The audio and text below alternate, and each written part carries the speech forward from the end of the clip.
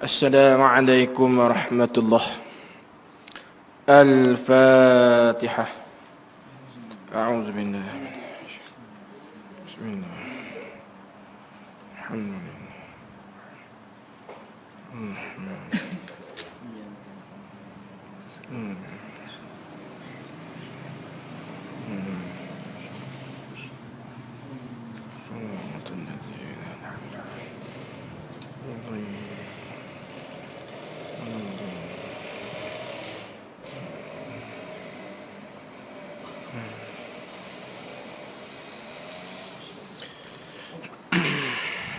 اللهم اجعلنا ثوابا محمد صلى الله عليه وسلم. ثم إن شيخنا حفظه الله تعالى. ثم إن شيخنا حفظه الله تعالى. ثم إلى روح الشيخ داود الفطاني رحمه الله تعالى. ثم إلى آمين. الحمد لله رب العالمين، والصلاة والسلام على رسول الأمين وعلى آله وصحبه أجمعين. سبحانك لا علم لنا إلا ما علمتنا إنك أنت العليم الحكيم. رب اشرح لي صدري ويسر لي أمري واحلل عقدة من لساني يفقه قولي. ولا حول ولا قوة إلا بالله العلي العظيم. قال الشيخ المؤلف رحمه الله تعالى ونفعنا بعلومه في الدارين آمين يا رب العالمين. Kita sambung pada muka surat 2, iaitu sambungan pada mana? Situ. Dah habis ke tau? Pada kata anna salata imaduddin. Situ. Baik. Kata musannif rahimahullahu ta'ala, dikata inna salata. Inna salata, hak kita naknya anna salata. Baca dengan bari atas. Anna salata lah. Baca gitu. Anna salata imaduddini wa ajallu mabanil islamil khamsi ba'da syahadataini. Situ. Baik, tengok terjemah. Dikata bahawasanya yakni akan, bahawasanya sembahyang 5 waktu itu, akan bahawasanya sembahyang 5 waktu itu, yakni sembahyang zuhur, sembahyang asar, sembahyang maghrib, sembahyang isya dan subuh. Tu maksud sembahyang 5 waktu itu. Dikata ialah tiang agama, ialah tiang bagi agama. Nak gitu. Ialah tiang bagi agama. Baik. Jadi hak minggu lepas kita telah royak dah. Kita royak Syekh Daud mendatangkan ibarat an-salata imaduddin ni orang panggil kerana meniru cara cakapan daripada hadis Nabi sallallahu alaihi wasallam. Hak minggu lepas.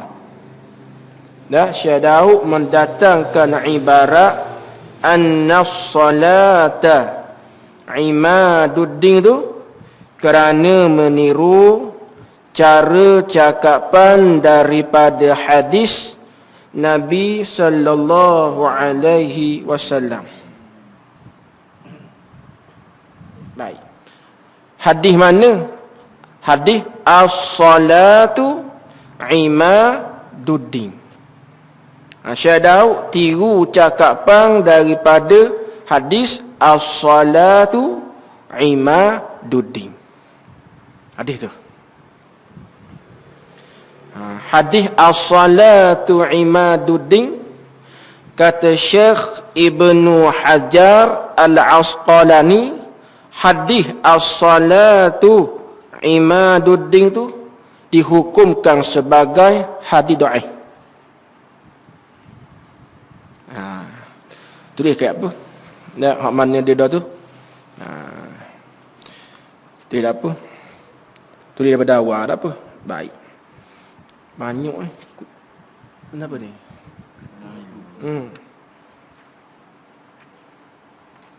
Nak ujang ni. Baik. Tulis tu. Syekh Daud mendatangkan ibarat. Ibarat ni apa? Ibarat ni maknanya tuturang kitab. Syekh Daud mendatangkan ibarat an-salata imaduddin. Itu Syekh Daud mendatangkan ibarat an-salata imaduddin itu kerana meniru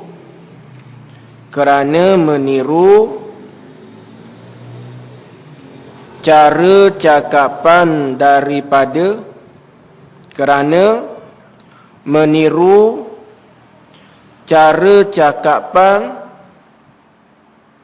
daripada hadis Nabi sallallahu alaihi wasallam. Hak tu. Dah tak? Dah. Baik. Iaitu hadis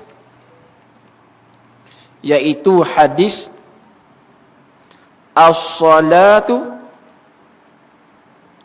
imaduddin. Hadis tu. Iaitu hadis as-salatu imaduddin. Dah. Nak kita ada sebut dah. Iaitu hadis as-salatu imaduddin. Dah.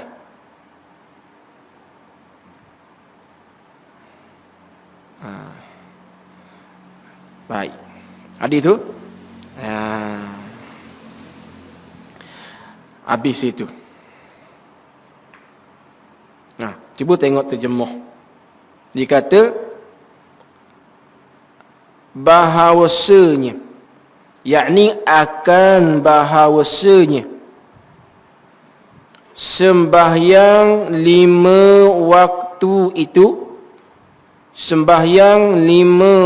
itu mana? Iaitu sembahyang zuhur, sembahyang asar, sembahyang maghrib, sembahyang isyak dan subuh. Itu maksud sembahyang 5 waktu itu. Boleh? Ialah dikata tiang agama. Ialah tiang bagi agama. Boleh gitu? Ialah tiang bagi Ugama. Baik. Tulis sikit apa? Walaupun minggu lepas tulis dah, tulis pun tak apa. Mana baru mari minggu ni, Idan nulis. Baik, tulis sikit. Tulis pada kata tiang bagi agama tu. Baik. Baik. Tulis ni. Kalau sekiranya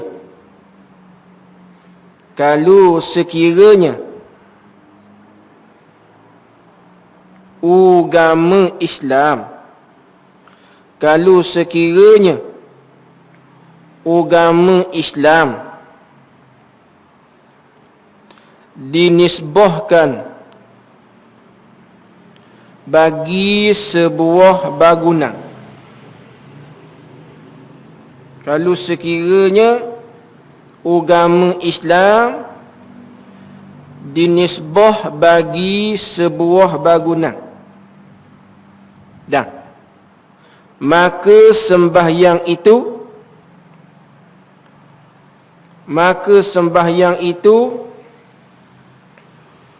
menepati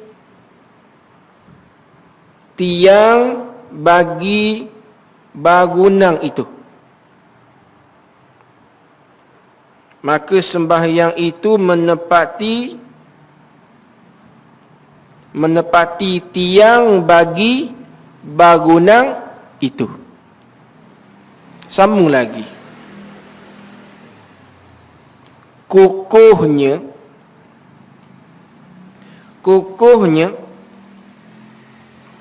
atau tidak, kukuhnya atau tidak, runtuhnya ataupun tidak, bergantung kepada tiang, bergantung kepada tiang yang didirikan, bergantung kepada tiang yang didirikan. Maka begitulah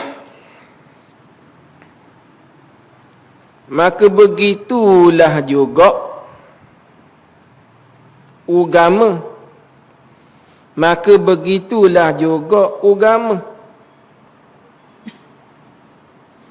Kukuh ataupun tidak, kukuh ataupun tidak, agama seseorang itu, kukuh ataupun tidak, agama seseorang itu bergantung kepada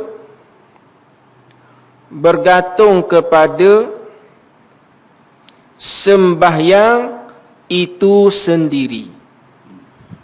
Bergantung kepada sembahyang itu sendiri. Kalulah sekiranya, sambung lagi. Kalulah sekiranya sembahyang itu, kalulah sekiranya sembahyang itu tidak sempurna dan penuh dengan cacat cela, maka mudahlah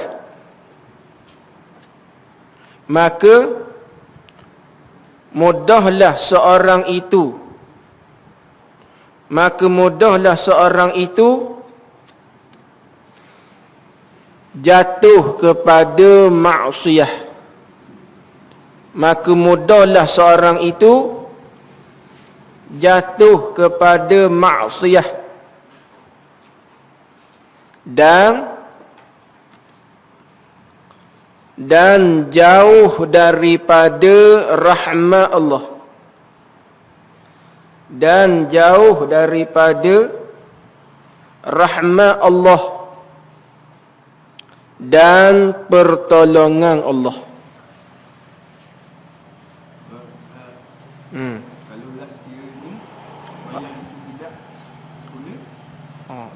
Kalaulah sekiranya sembahyang itu tidak sempurna dan penuh dengan cacat cela,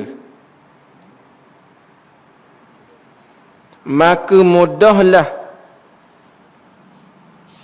seorang itu jatuh kepada maksiat dan jauh daripada rahmat Allah, dan jauh daripada rahmat Allah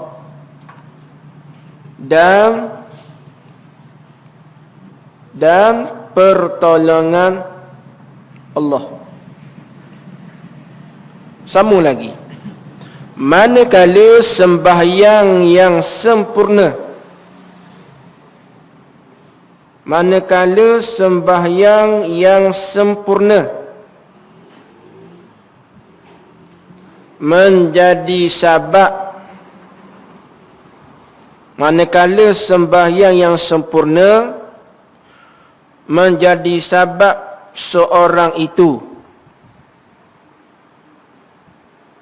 menjadi sabab seorang itu terhindar daripada mengerjakan, terhindar daripada mengerjakan perbuatan keji dan juga perbuatan mungkar. Habis. Itu maksud as-salatu imaduddin.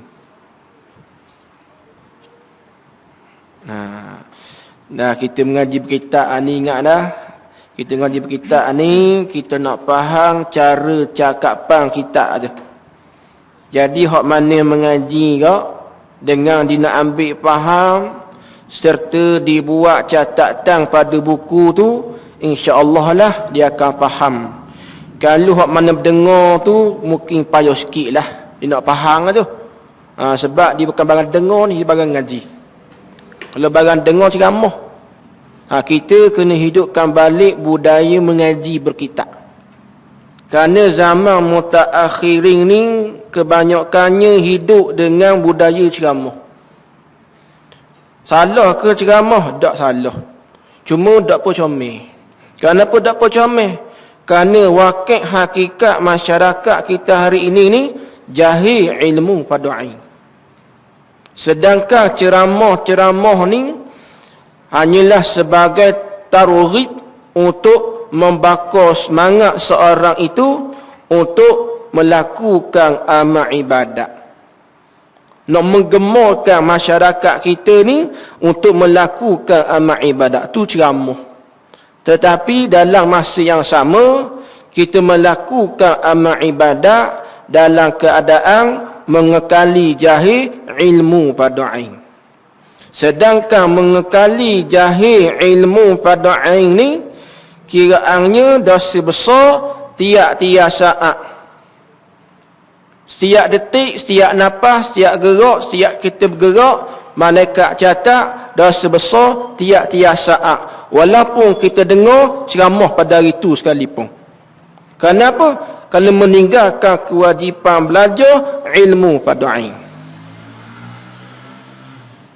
Sebab itulah atas kita hari ini bila sebut belajar ilmu padu'in ni, maknanya ilmu untuk perbaiki diri. Dan memang menjadi lumrah manusia apabila orang menyebut kekurangan diri, memang lumrah manusia agak susah untuk terima. Terkadang kok siapa pekat untuk terima hakikat bahawa diri dia ni penuh dengan kekurangan, sama sekali tidak terima. Itulah hakikat belajar ilmu padu'in. Bahkan mereka langsung tidak gemar, mereka langsung tak ambil peduli pun hal berkaitan dengan ilmu pada ain. Dalam masa yang sama, kita melakukan amal ibadah kepada Allah dalam keadaan jahil ilmu pada ain. Inilah orang yang orang panggil handalang, sangat berani buat amal ibadat kepada Allah dalam keadaan jahil ilmu pada ain. Inilah orang handalang, berani buat amal ibadat dalam keadaan jahil ilmu pada ain. Sedangkan Nabi sebut dalam hadis, wal amalu imamul amal, dan bermula amalan itu imamul amal, ketuanya adalah ilmu. Al-ilmu imamul amal, ilmu tu ketua bagi amal. Wal amalu tabi'uh, dan ada pun amalan itu makmum bagi ilmu. Bagaimana kita buat amal ibadat dalam keadaan jahil ilmu pada ain? Adakah kita ini melakukan amal ibadat kepada Allah dalam keadaan berani melakukan dalam keadaan jahil ilmu pada ain? Beginilah hakikat kita. Tak dapat tidak, siapa pun kita, kewajipan kita ialah belajar ilmu pada ain. Tidak belajar, maka kiraan dosa besar tiap-tiap saat. Begitulah, pedih tak pedih, susah ke nak telang, begitulah hakikat kewajipan belajar ilmu pada ain. Jangan hanya semangat dengar ceramah, jangan hanya semangat orang panggil berjuang agama, tapi dalam masa yang sama meninggalkan kewajipan belajar ilmu pada ain. Tak mendah. Walaupun kita masuk dalam satu parti agama sekalipun, tetapi kita tak belajar ilmu pada ain, tak ada guna, tak nilai. Kerana agama-agama ni bukanlah semata-mata pacak dera, tak. Jangan hanya semangat kosong, tak jadi. Kerana kewajipan agama atas kita orang mukallaf ni belajar ilmu pada ain. Itu kena ingat. Kalau kita pagi petang siang malam bawa agama, juang agama, tapi jahil ilmu pada ain, tetap kiraan dosa besar tiap-tiap saat. Tak kira orang. Jangan kita jadi orang yang bawa agama dalam keadaan jahil. Biar duduk dalam keadaan belajar ilmu pada ain. Kemah bahagian ibadah, perkemah bahagian akidah, perkemah bahagian tasawuf, baru comel. Ni ingat, dok mada kalau kita tak belajar ilmu pada ain. Kena ingat. Antaranya kitab pada ain, kitab musolli, kitab yang membicarakan berkenaan dengan bab semayang. Memanglah kalau kita orang mengaji ni nak boleh masuk bab perbicaraan dia memang lambat. Di sinilah memerlukan kepada kesabaran, memerlukan kepada kecekalan hati. Kalau ada cekal hati, dak hari surah. Kerana barang mengaji ni bukan barang lawak, bukan barang siapa pekat boleh sembang atas surah mata cakap luar pada semayang. Ni tak dapat tidak, berhajat kepada kecekalan hati. Nak belajar kitab ulama, nak faham dengan sebaik mungkin berkenaan dengan amal ibadat. Kitab musolli lekat, cuma kena ngaji molek, kena ngaji gini. Kalau kita ngaji secara laju gitu, disusah sikit nak nampak. Baik, itu annas salata imaduddin. Itu sipang haru. Habis itu. Wa ajallu mabanil islamil khamsi ba'da syahadataini. Terjemah, dan yang terlebih besar. Kalau orang mengaji secara ibarat agak, wa ajallu ni Kalau orang mengaji ibarat, dia atah bagi imaduddin. Kalau orang mengaji ibarat. Jadi kita pekak orang awam ni sebab kata istilah atah, tak faham. Sebab tu dia berhajat kepada guru yang mensyarahkan, guru yang sebut bagaimana ibarat yang dikehendaki. Kena halus ni tak dapat tidak, dia kena berguru secara talaki gini. Kalau tak faham. Dan yang terlebih besar, yakni dan sembahyang 5 waktu itu ialah yang terlebih besar, nak gitu. Dan yang terlebih besar atah bagi imaduddin. Jadi ayat yang lengkapnya dan sembahyang 5 waktu itu ialah yang terlebih besar. Itu cari susunan penuh bagi ibarat dan yang terlebih besar.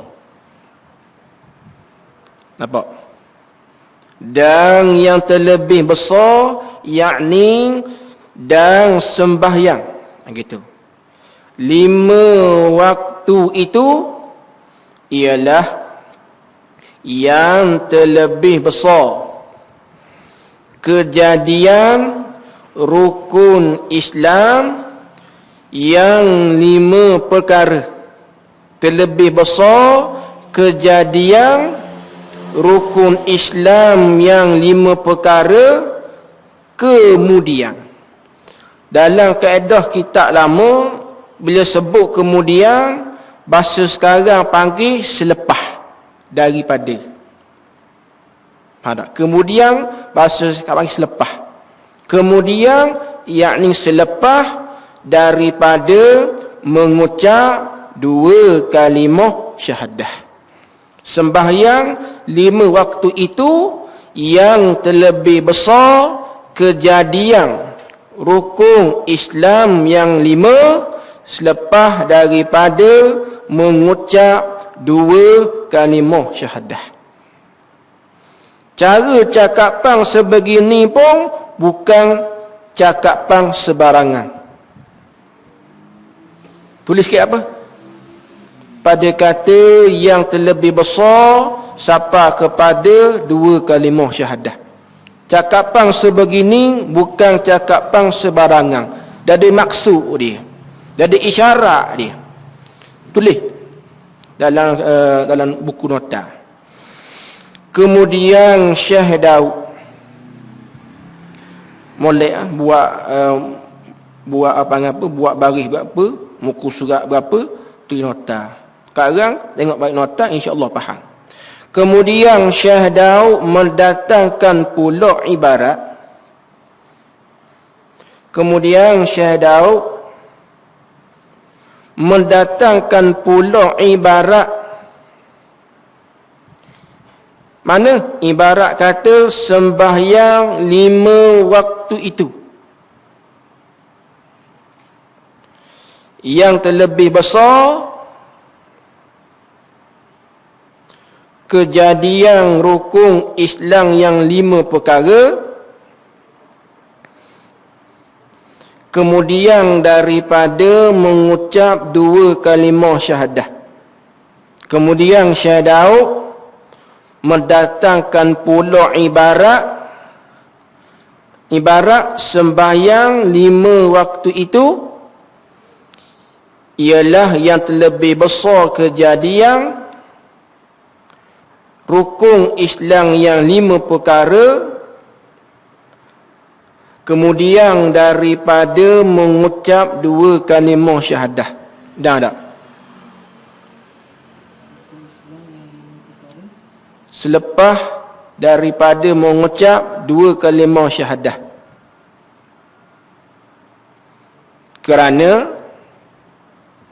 Kerana meniru cara cakapan, kerana meniru cara cakapan daripada hadis Nabi sallallahu alaihi wasallam. Tengok.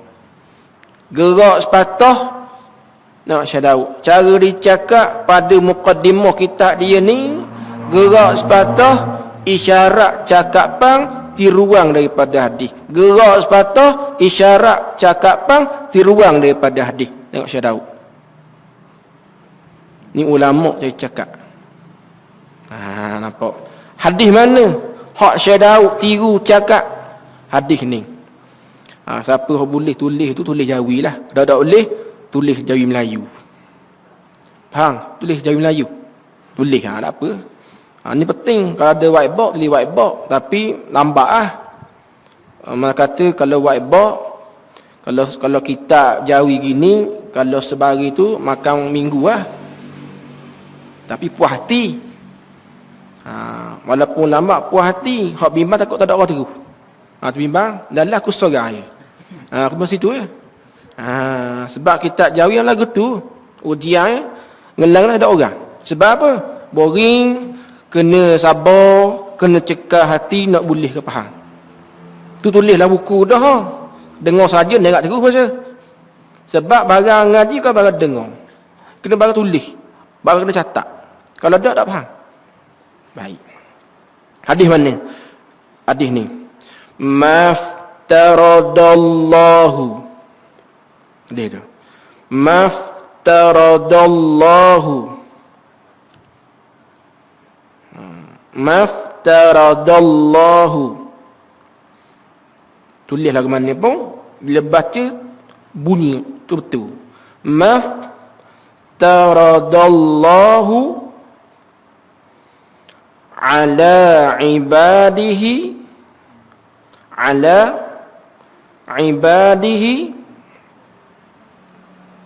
ba'da tauhidihi maftaradallahu ala ibadihi ba'da tauhidihi syai'an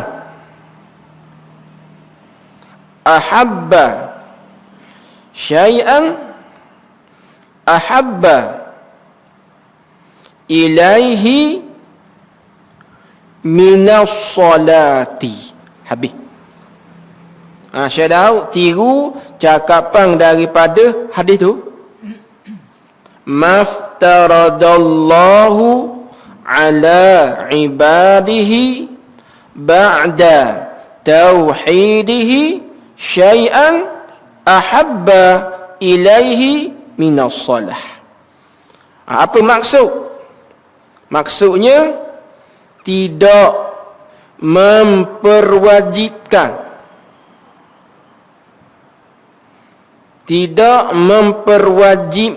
oleh Allah di atas hambanya selepas daripada tauhid akan sesuatu perkara yang terlebih kasih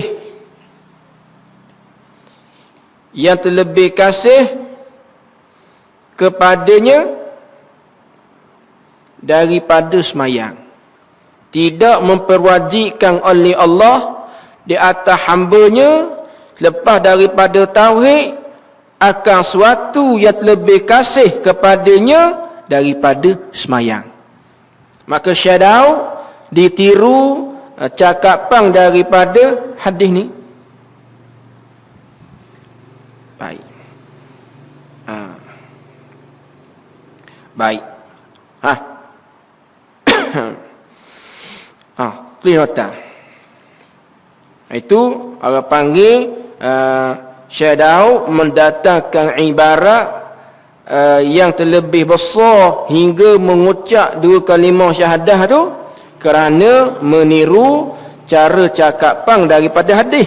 Baik. Maksud dia pula. Tulis itu. sembahyang 5 waktu itu, sembahyang 5 waktu itu terlebih mulia. Sembahyang 5 waktu itu terlebih mulia daripada rukun Islam yang 5. Selepas daripada mengucap 2 kalimah syahadah. Itu maksud dia.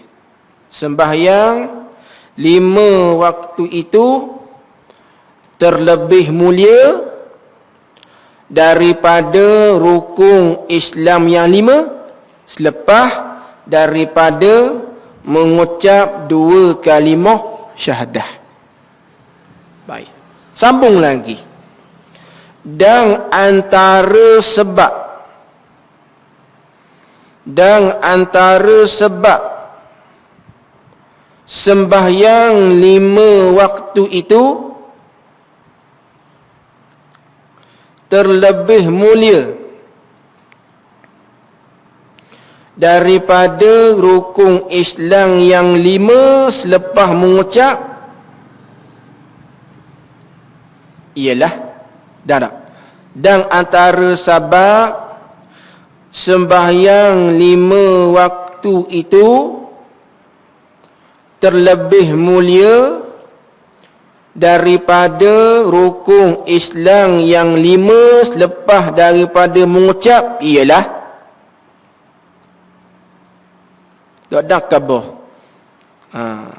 ialah sembahyang 5 waktu itu, sembahyang 5 waktu itu mengandungi sebesar-besar keuntungan. Mengandungi sebesar-besar keuntungan. Boleh? Sambung lagi, panjang. Nak ngaji kitab, kita habis. Nak dengar ceramah, tu kitab. Nah ya.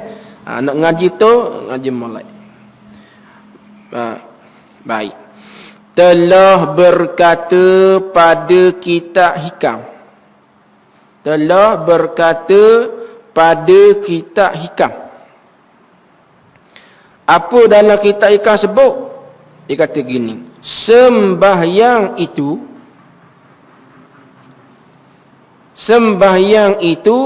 membersih bagi hati. Tu keuntungan tu. Sembahyang itu membersih bagi hati daripada kotoran dosa. Itulah sebesar-besar keuntungan. Sebab tu sembahyang 5 waktu tu terlebih mulia daripada rukun Islam yang 5 lepas daripada mengucap. Sebab sembahyang itu mengandungi sebesar-besar keuntungan. Apa benda? Iaitu sembahyang itu sendiri membersih hati daripada kotoran dosa. Itulah sebesar-besar keuntungan. Sambung lagi. Sebagaimana hadis dari Abi Hurairah radhiyallahu an. Sebagaimana hadis daripada Abi Hurairah radhiyallahu an. Wa anhu lah. Baik, hadis ni panjang. Nak tulis hak Jawi ke nak maksud Melayu? Maksud Melayu dah. Tak apa, memang dah mu. Payah lalu mengaji dah. Baik. Maksudnya mana? Bahawasanya aku mendengar. Aku tu siapa? Abi Hurairah. Bahawasanya annahu sami'a Rasulullah sallallahu alaihi wasallam, bahawasanya aku mendengar Nabi sallallahu alaihi wasallam yaqulu, berkata. Apa Nabi kata? Nabi kata gini. Nabi kata, ara'aitum law anna nahran bibabi ahadikum, adakah kamu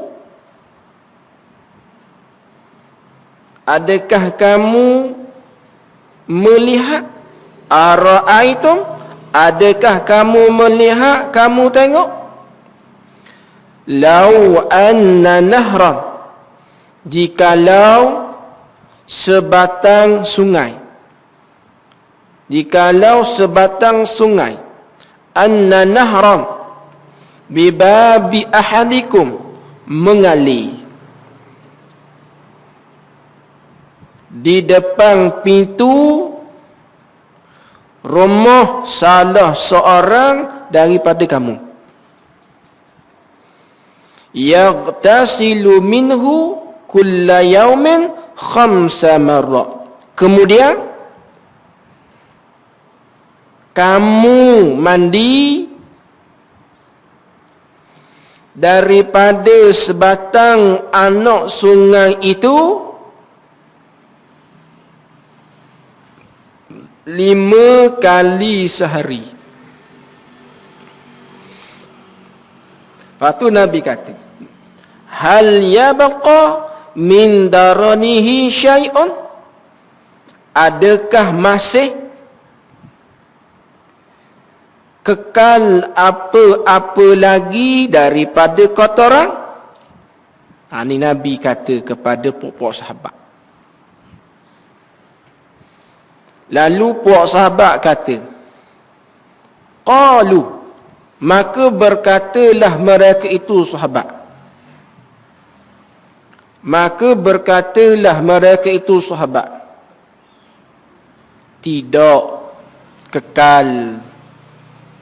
Tidak kekal suatu kotoran lagi pun, la yabqa min daranihi syai', tidak kekal suatu pun daripada kotoran. Okay, sambung lagi. Nabi pun bersabda. Nabi pun bersabda, maka begitulah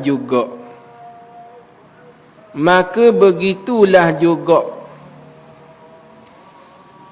sembahyang 5 waktu. Fabidzalika mathalus salawatil khamsi, maka demikian itu juga sembahyang 5 waktu. Mana? Menghapuskan Allah Ta'ala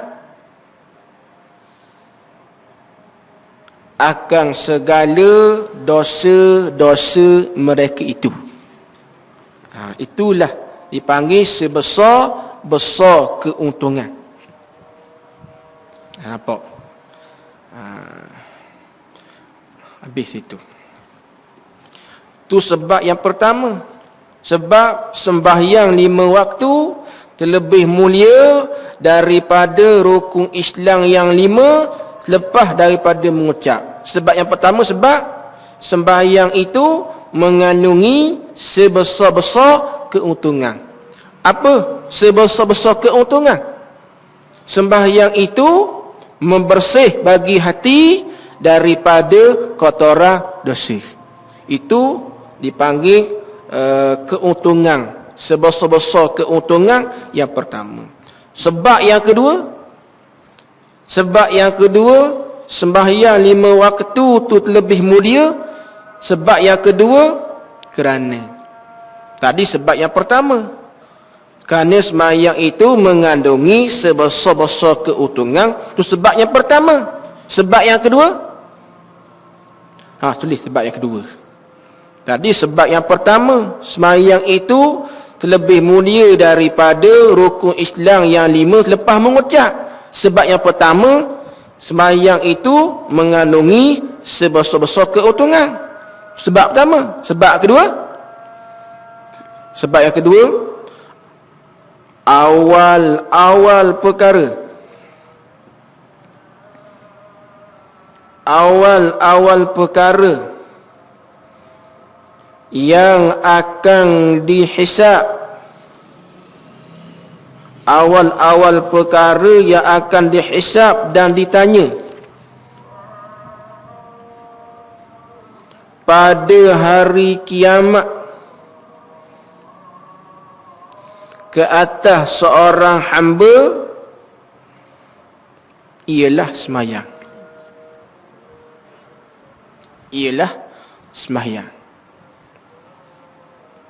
Nampak? Tu. Sebab tu sembahyang ni lebih mulia daripada rukun Islam yang 5 selepas mengucap. Sebab awal perkara yang akan dihisab dan yang akan disoal pada hari kiamat di atas seorang hamba ialah sembahyang. Baik. Kalau kita tengok dalam kitab Tanbihul Ghafilin, ada menyebut azab seksa bagi mereka yang meninggalkan sembahyang ketika duduk dalam kubur. Antaranya apabila malaikat Munkar dan Nakir menanyakan soalan berkaitan dengan sembahyang, kemudian seorang itu gagal menjawab, maka malaikat Nakir akan pukul dengan rata besi di atas muka dan tenggelam di bawah bumi. Orang panggil 40 hasta. Kemudian malaikat Nakir cokeh dengan kuku besinya, kemudian katok lagi, tenggelam lagi 40 hasta. Dan oyak. Lepas tu kalau rasa kebal, terawak rumah, dibah kata bersikap atas muka. Sampai tebing lah. Kena oyak, itu dalam kubur. Lagi azab seksa dalam kubur, maka orang yang meninggalkan sembahyang ni, kubur akan menghimpit. Sampai tulang rusuk kanan akan pergi sebelah halik kiri, tulang rusuk kiri akan pergi sebelah kanan. Jadi gini.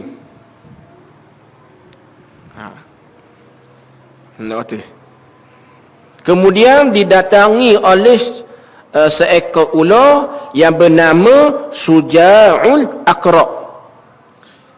Yang mana ular ni dahinya jendul, matanya merah yang diperbuat daripada api neraka, dan taringnya itu panjangnya 1 hari perjalanan. Dia akan ketik, dia akan belik kepada mereka yang tinggal sembahyang pagi, petang, siang, malam. Nak lagi lah kau cerita. Dalam kitab Tanbihul Ghafilin ada sebut azab seksa orang yang meninggal sembahyang. Ada pun azab seksa ketika di padang mahsyar. Allah Ta'ala perintahkan orang yang tinggal sembahyang ni diseret mukanya dalam keadaan tangan dan kaki terikat pada belakang. Lalu mengarahkan malaikat seret mukanya itu sehingga dihubang ke dalam neraka. Kaki tangan ikat belakang, seret muka.